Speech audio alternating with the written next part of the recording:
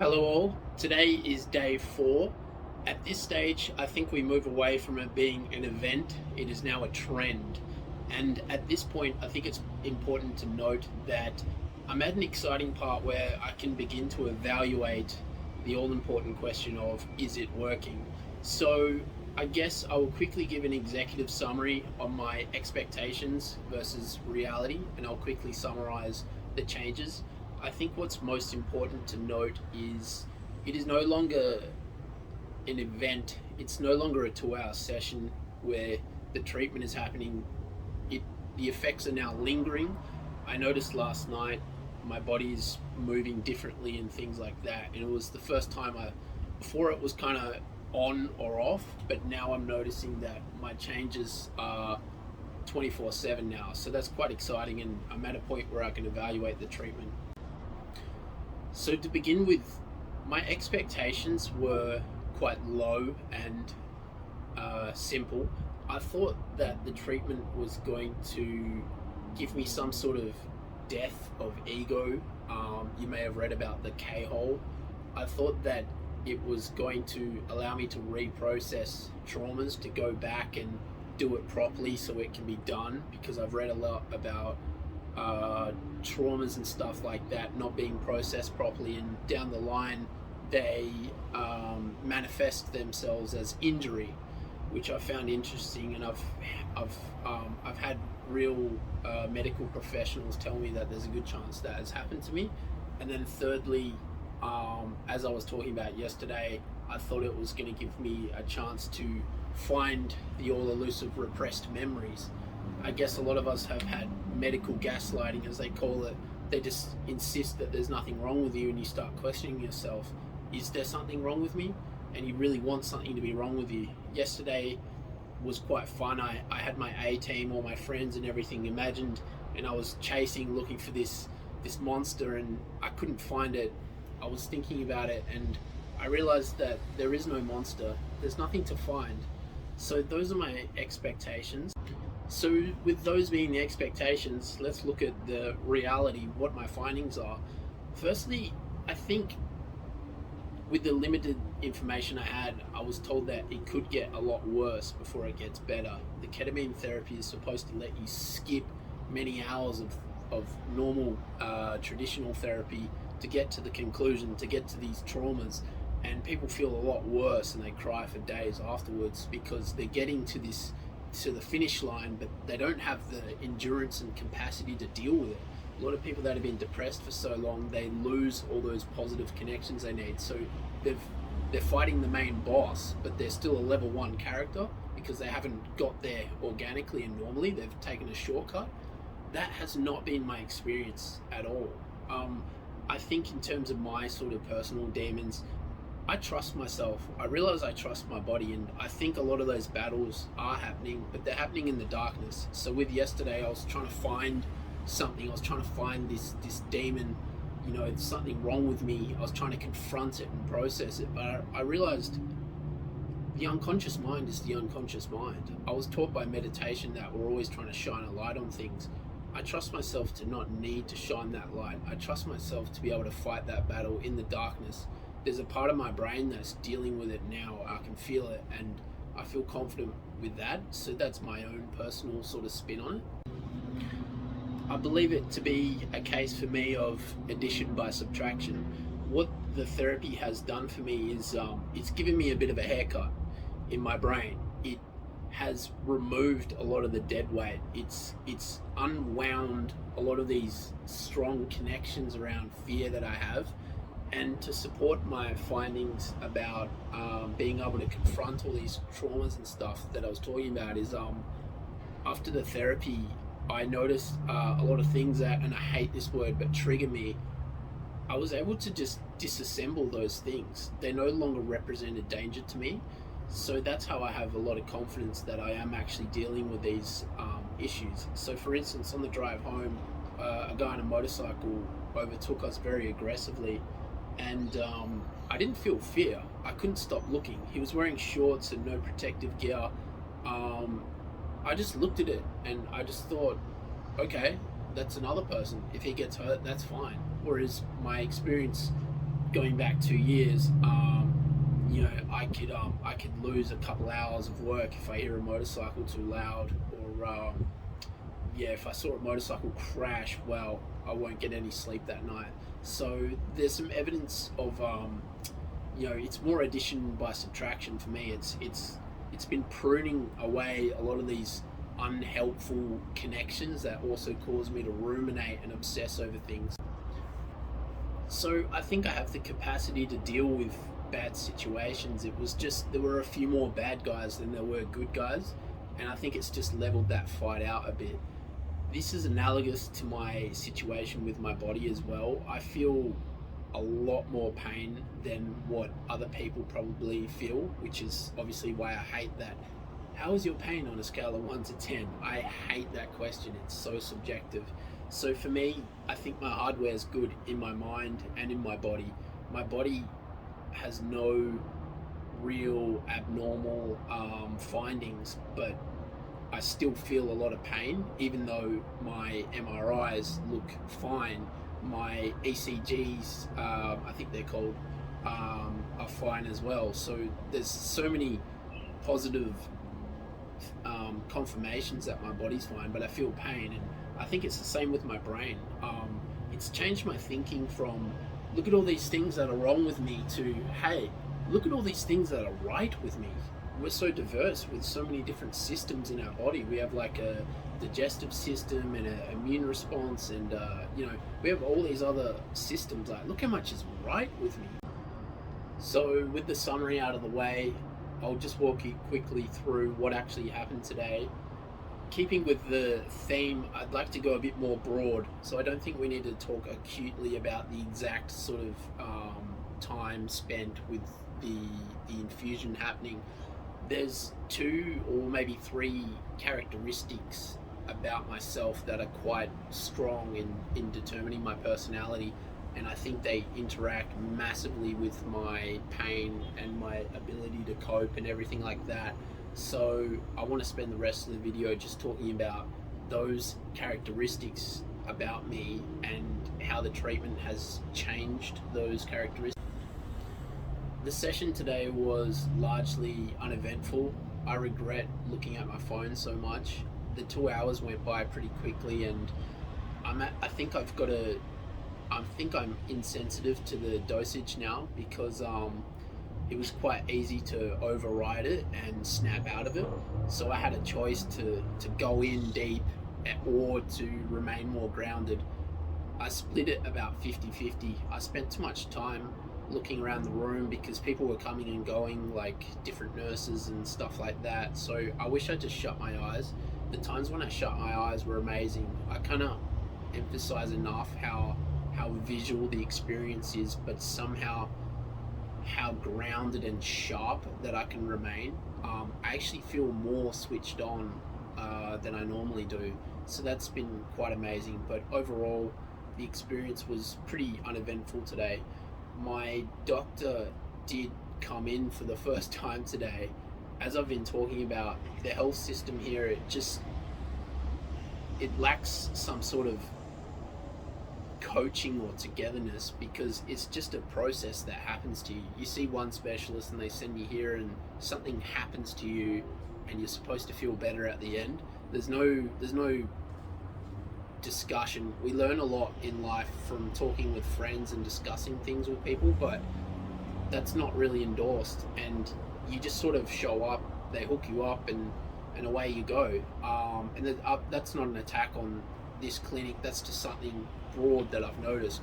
So today the actual doctor came in, and being quite different as I am now, I actually asked him if I could increase the dose tomorrow, and I think he agreed, but I wasn't really in a state to be remembering things. But that's just one of a few events that have happened in the last 24 hours that I'll touch on, because having a sense of entitlement and asking for things is not who I am, but that's quickly changing, so I'll get into that. Something that I want you to know about me that's important, because our personality interacts with the pain and has a material outcome. You might be familiar with just a broad model, the fight, flight, freeze or fawn model. which is where we derive lots of different behaviors. Some people like to control others, some people like to try and be invisible, some people like to please others. These are just ways to get through life, and I'm no expert at this, and in fact it really doesn't interest me, this academic area, at all. I like other stuff, but so just bear with me. In terms of me, I think I identify with flight and fawn. So for me, being a perfectionist and just being quiet is just a way that I managed to get through life. I think when I was young, my primary caregivers probably didn't have enough resources to get the outcomes that they needed, and I felt like I needed to be very quiet and be very unproblematic, and that was how we got through things. I focused on being quiet and being very good at school and all those sorts of things. To use a better analogy in a field that I do like, in economics, if there's a stress occurring and you can't add to production, the next best thing you can do is reduce consumption. So for me, I just didn't want to add to existing stress levels. I've become a people pleaser. The price of admission for everything to go nice and well is for me to give up on all my boundaries and my desires and put myself last. So that is kind of the model I think that I've grown up with, and that has been obviously influential in my pain experience. Like a lot of you, I don't like confrontation. I don't think I've ever asked for a refund before in my life. I just I have a very low sense of entitlement. I can often be studying for an exam or something, and people say, "Oh, you're doing really good. It's time to book in the exam," and I could be getting hundreds, and I could think, no, like me, go for the exam. No, I'm not ready. But every indicator says yes, you're going to smash this exam. But I just have a really hard time believing in myself. I have such a low sense of entitlement. I don't think that I deserve things. If I do get things, I think that it must be a mistake or something like that. I'm reminded of when I was very young, I knocked an iron onto my hand, and it was on my finger, and I just left it there because I was waiting to ask permission to move the iron off my hand while it was burning. I still have a scar from that. So if that's one prong, the other prong would be of equal importance for me is my strong sense of empathy. I have a massive sense of empathy. I find other people's pain to somehow affect me just as much. I know it's really popular, especially on LinkedIn, for people to call themselves an empath or something like that. Please don't do that. I just find it really, really difficult to see others in pain. And to give you an example, I don't even like to look at people that are sunburned. It screams alarm bells at me. Danger, danger, danger. So that's something that's been really hard to deal with, and I think it's been quite influential in my pain experience as well. That's not to say that I'm shy or things like that. I enjoy public speaking. I find job interviews to be really fun, but generally I'm really aware of other people. If there's a group of people talking, I get worried if I'm talking too much. If someone else isn't talking much, or there's a topic they don't enjoy, I'm hyper focusing. I'm thinking, is that person okay? Other examples, I found $10 on the ground the other day. I didn't even feel happy. I felt sad. I felt sad that somebody else lost that money. In any sort of transaction, there's always a counterparty, and I find myself looking at that person way more than I look at myself. This was an especially difficult trait to learn that I had, particularly because a lot of people are the opposite of that. I noticed in my professional career that the people that did the best, they weren't the most talented accountants or the most passionate financial advisors. They were just people that seemed to decide on some level that they're just okay with pushing the envelope as far as they possibly can. I think the system and how business works doesn't really provide any sort of detriment to people taking excessive risk. So for me, it really sucked because I I kind of got used. I was so loyal, and all the things that made me me ended up becoming my downfall, and enriching the people that don't have any empathy. They just decided that they can sleep at night, getting away with as much as they could. So obviously those two traits are quite big and influential in how I perceive the world. When you have those lens on, I think it sort of gives oxygen to the pain. So now I'll just talk about how the ketamine has changed those two traits in myself. These personality traits that I've had that are overly sensitive, they're like chains, and they've slowly melted away. So to give you an example today, one of the other patients that came in, he was, to be in this room, something in your life has gone very wrong.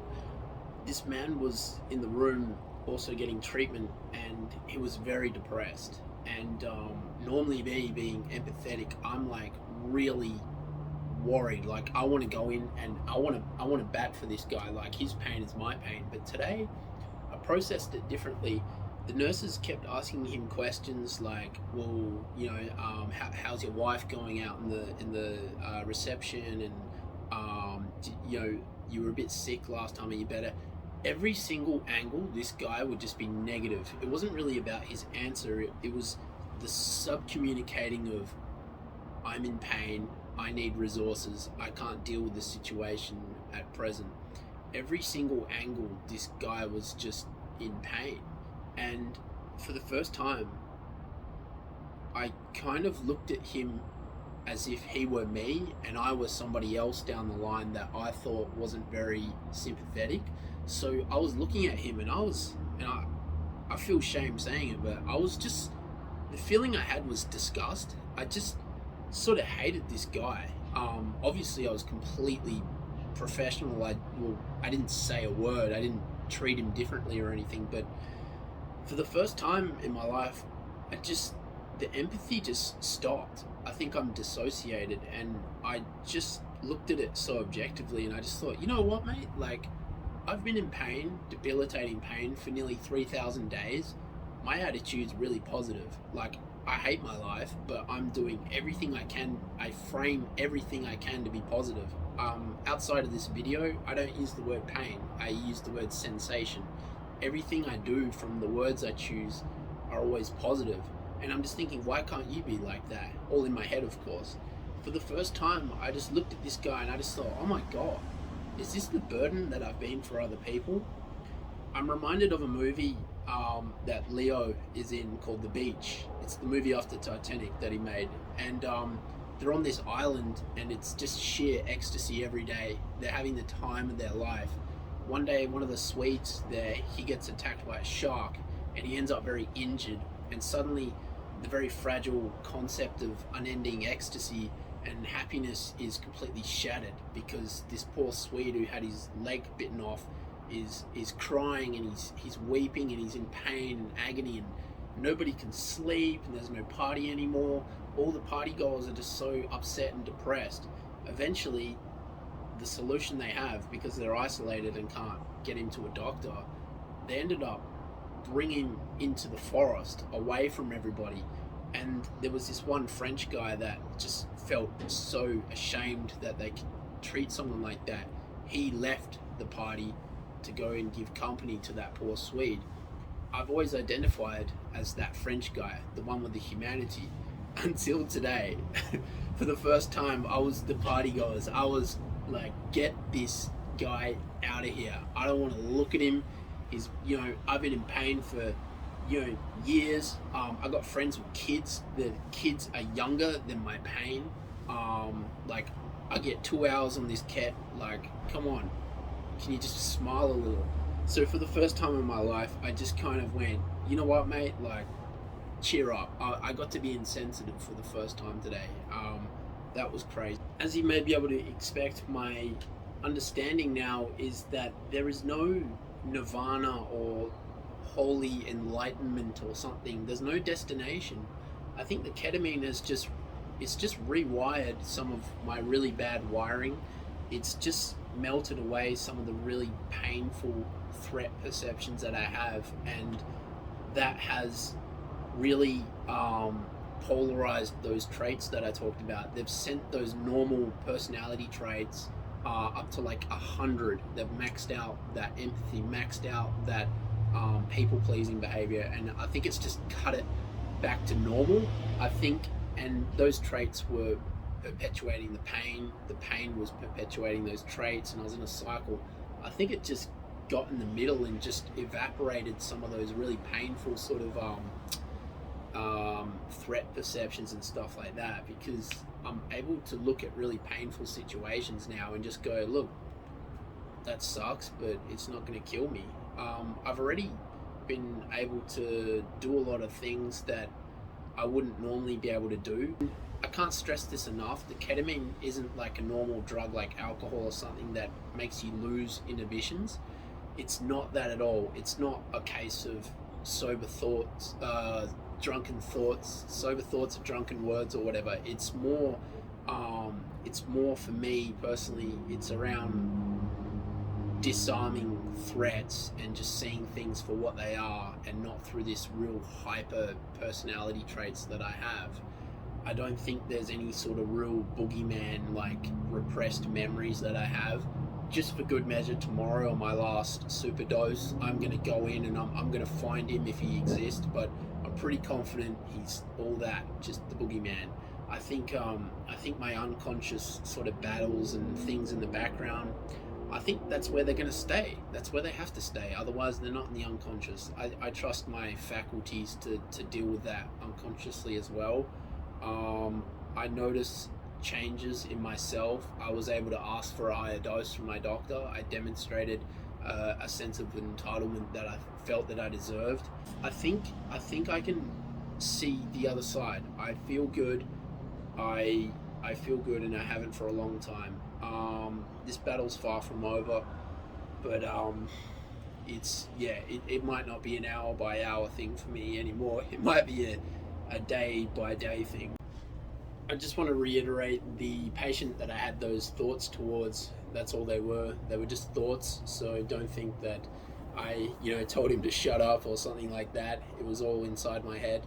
Isn't it always? So if you made it this far, thank you very much. This is the penultimate video. Tomorrow will be the last one. I feel a lot better. I feel a lot lighter. I'm optimistic for everybody on their journey. We're all in it together, so let's all go get better and stay well. Thank you.